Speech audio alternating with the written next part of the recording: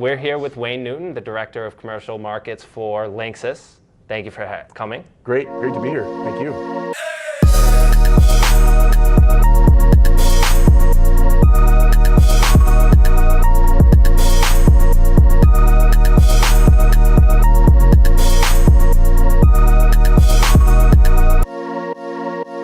One of the big reasons that I wanted to have you in and I wanted to get you on camera was because we obviously write to the commercial market. And when a lot of people hear the name Linksys, they think about the consumer side of things. But that's not always the case. So can you tell us a little bit about? Yeah, absolutely. Very truthfully, a lot of our business is consumer.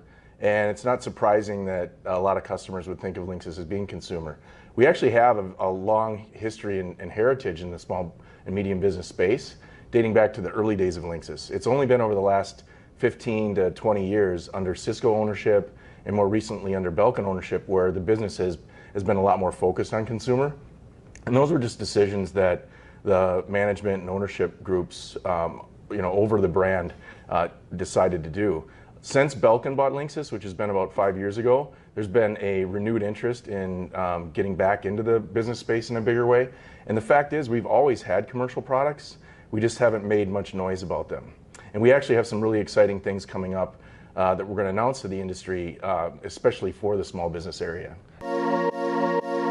The difference between the consumer and the commercial market, is that a big leap for you guys? Is it a whole different division, or is it for the most part taking something and just moving it to another place? The small and medium business market is a very diverse set of customers. And so on the low end of the market, you have very small businesses. You have people operating businesses out of their homes. They might be just a single person that runs the business themselves and owns it. And then you start to scale into larger offices, more employees, and that sort of thing. And so at the very low end of the market, the small end of the market, it very much is like a consumer business. Oftentimes the owner just buys a router, and they might buy it at Best Buy or on Amazon. And so we do sell consumer products into the business space, especially on that low end. But as you get up into just more of a normal business, needs change pretty quickly, and there's a variety of things that would drive a business owner or a service provider that serves small business to move people into commercial grade product. And that's really where the real delineation is. We run our businesses distinctly separately. So we have a consumer business and we have a commercial business. Why would someone not want to just say, go to Best Buy and pick up a consumer product and just stick it in their retail space or in their, in their small office? The retail environment actually is a really good example of why commercial networking is a better choice. If you think about what's happened over the especially last 10 years, when you walk into a coffee shop or a restaurant or even a bar, the expectation is that you're going to have Wi-Fi. Yeah. You literally almost immediately upon entering the building, you look at your phone and you find an open Wi-Fi network and you log in and then you look at the menu. So that expectation is there, and as simple as that sounds, providing that guest access is something that most, if not all, consumer products don't allow you to do. So just one simple example that if you're, as a business owner, if you want to provide Wi-Fi to your customers, you want to buy a commercial wireless network. You keep saying small and medium business owners. Like, how big do you guys cap it? Is it 100 people? Is it 50 people? Is it 25 people in the building that, or can are there solutions that you guys offer for larger spaces? Sure, yeah. So that's a really common question, and it's almost like asking an economist for an opinion. You're going to get a different one every time. Sure. So you could ask 100 people what SMB means, and you'd probably get 100 different answers. Yeah. And partially that's because it is a very difficult thing to pinpoint. We take a position of 100 seats. So in our business, a lot of times we use the reference of seats or the number of employees. Sure. And so 100 is kind of a demarcation line. Although it isn't an exact science, that's kind of a good place to kind of say this is where small and medium business sort of ends. And then down from there, you get into a smaller seat facility or whatever, where you start to have that consumer versus commercial situation that I talked about earlier. Should customers expect that they'll need to go out and get a service provider or get a VAR to come in and install things, or is this something that like at home, they can just buy and try and install themselves with a decent amount of knowledge. Yeah, honestly, networking is not that complicated. And especially over the last 5 years, there have been a lot of innovations and a lot of technological advances that have made installing and managing a network a lot easier, even for the novice. But having said that, the shift in the industry towards service providers providing managed networking services has been dramatic, and we expect that to just continue to increase over time. If the owner or the business operator has a decent knowledge of networking, or if they know someone either personally or professionally that can help them with it, you can set your own network up and you can keep it running pretty simply yourself. The thing that I would always advise people is most small business owners are not focused on the technology in their building. They're focused on a lot more important things to them, like running their business or starting their business or getting their business growing or bigger or the next facility or whatever. And so a lot of times networking is really an afterthought. And while we don't ever expect to become the most important thing to anyone, our job is to kind of sit in the background and just make sure everything works. We are increasingly important to businesses because of how the proliferation of devices that have to connect to a network.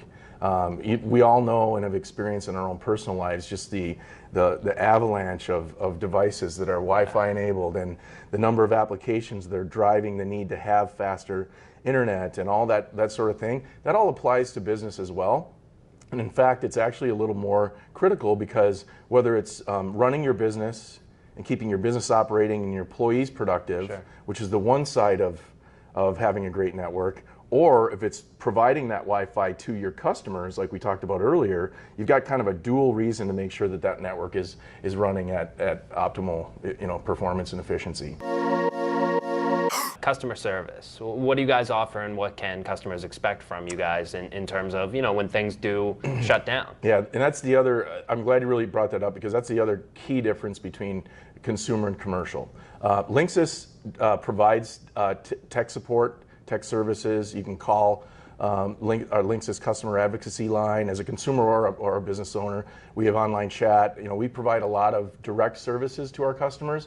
In the channel, you also have the reseller that you might have purchased it from, or if you are in a service provider relationship, you've got them to rely on too as a first point of contact, all the way through the channel back to us. And so we have a series of mechanisms and processes and systems set up to help support our channel partners, but we'll always take a phone call or an email or a chat line directly from a customer regardless of the situation. Okay.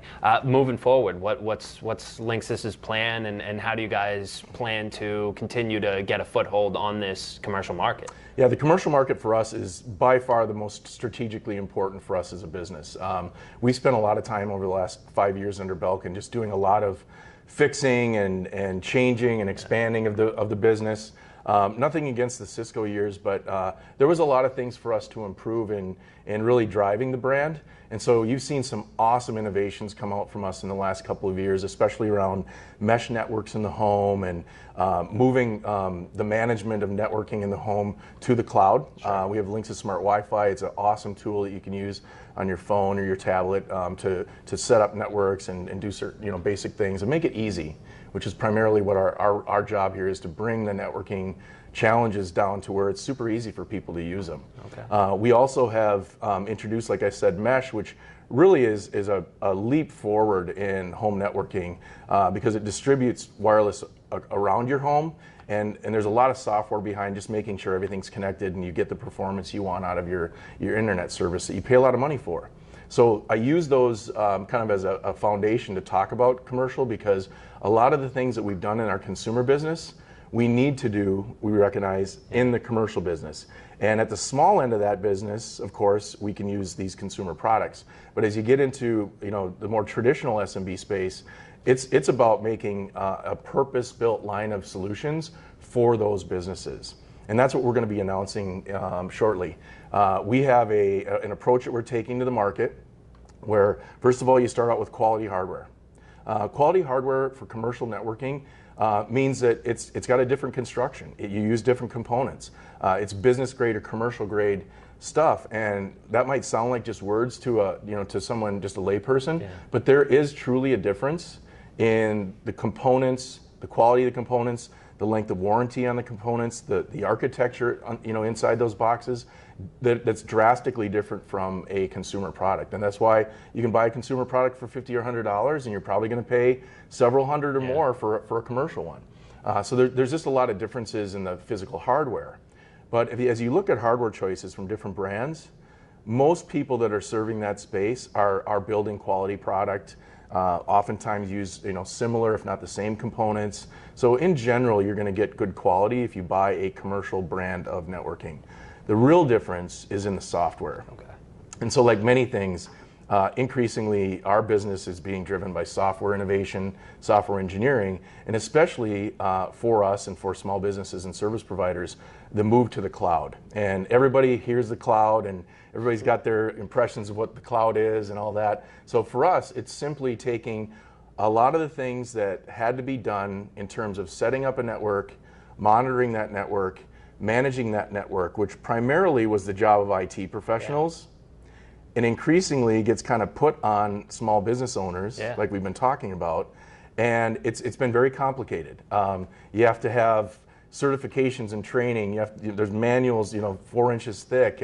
There's a lot. It's almost like you're coding or programming sometimes just to do basic settings changes and things like that. Or if something goes down, to troubleshoot and find out what the problem was and all of that. So while that's complicated and it's good for big IT departments and stuff, it's really challenging for small businesses and even for service providers that serve small businesses. They themselves are usually small business owners. Yeah. And they don't have a couple of huge clients that drive all of their business, and they can put staff in there, and it's just not the way the world works. So they require the ability to remotely manage, to be able to change things even if they're not there, hopefully to avoid truck rolls into places, do more DIY sorts of things, and just manage. Moving all of that administration and management and monitoring to the cloud is almost imperative. And so that's really what we've been spending the last couple of years developing, is an approach to how we could put a software layer down across all of our commercial networking products and move all of that administration to the cloud. So if you're a small business owner and you own 3 different restaurants, you're probably never in any of them. Yeah. You could do things from afar. Yeah. If you have someone who's doing that for you, that's an employee or a contractor, they have a very easy to use tool and something that they can do no matter where they are. Last question, cybersecurity. Obviously, you see once a week, maybe even more often, you see different, especially devices that are connected to the network that have hard-coded passwords that just get absolutely ravished, and people are worried about, okay, if I join one of these cloud networks, and how do I know that the devices that I'm getting are safe? So has Linksys addressed some of those problems? Yeah, absolutely. I feel like I should turn to the camera and make this a public service announcement. But so just some basics on this. Whether you're at home or at business, the single most important first thing you can do is do not leave default usernames and passwords on your network. Just do not. Okay. Because the first thing the bad guys are going to do is they're going to go out and get a list of every single networking company's default admins, and they're going to try to break in using them. And it's mind-boggling how many people still do not change those things. And it's the easiest thing in the world to do. The second thing is, don't make the password something that's easily guessed, like password. If you watched The Office with Michael Scott, he had the Post-it that had his password. So we don't want that either. Yeah, it was a joke for a reason. Exactly. And a good joke, a bad situation. So some of those basics, those obvious kind of commonsensical things apply. But in terms of what we do, first of all, our products are built so that we can update things over the air. Okay? And if you have a device, a networking device, that doesn't allow you to do auto firmware updates, you should buy a new product. It means it's either old, or the person you're buying it from is not thinking about these kind of things, and that's not good for anyone. So having auto firmware updates enabled allows us to make changes that are only good for customers. It might be a bug fix. We might have a vulnerability that's come in that you don't know about them until they happen, right? It's like you can put locks on your doors, the thief can still break in somehow. And that's just the reality of this business. So we try to make our products as bulletproof as possible, but there's always a threat that somebody's going to get in. And the key is, what do we do about it? How quickly? And how much can we propagate it across the entire network of our customers? And we do it over the air with our updates. So we jump on things, get them fixed, and get them out and propagate it across the field. And that's the reactionary part of our business. If the thief breaks the window, you got to replace the window. Sure. Okay. In terms of what we do to prevent it overall, the nice thing about networking products is there's a lot of standards around security that are built into almost every single one of them. Okay. There's a lot of high-level encryption that goes on the wireless side. Every router you buy has some pretty strong firewall protection. And then there's some things that you can do inside of the settings to improve the security. So there's a whole host of tools available, even on consumer products, that allow you to do a lot more things than just are set up as standard or default. And then the rest of it, in terms of like moving from a premise location to the cloud, which was the last part of your question, is actually that's the safest place of all. Okay. And that may sound easy for me to say, but technically speaking, it is the safest place for that data to be flowing through because it is enterprise level security and encryption. It's not distributed. Like a lot of these individual, there are hundreds of millions of devices out there with Wi-Fi chips on them. Hundreds of millions of devices. These are servers dedicated to managing web traffic with all the protections built around them that the industry has developed up till now. Sure. And so moving to the cloud is actually a very good thing from a security standpoint. And then if you augment that with some good basic practices as a user or an operator or an owner, it's about all you can do. And then just trust a brand like ours to make sure that we're on top of something when it goes wrong. Okay. Well, then to that point, if they want to learn more, if customers want to learn more, or maybe get a quote or find out more about your products, how can they find out more? The simplest way to do it is just go to linksys.com and look for our business page. Okay. Wayne Newton, thank you so much for coming and joining us. Thank you. My pleasure. Thanks.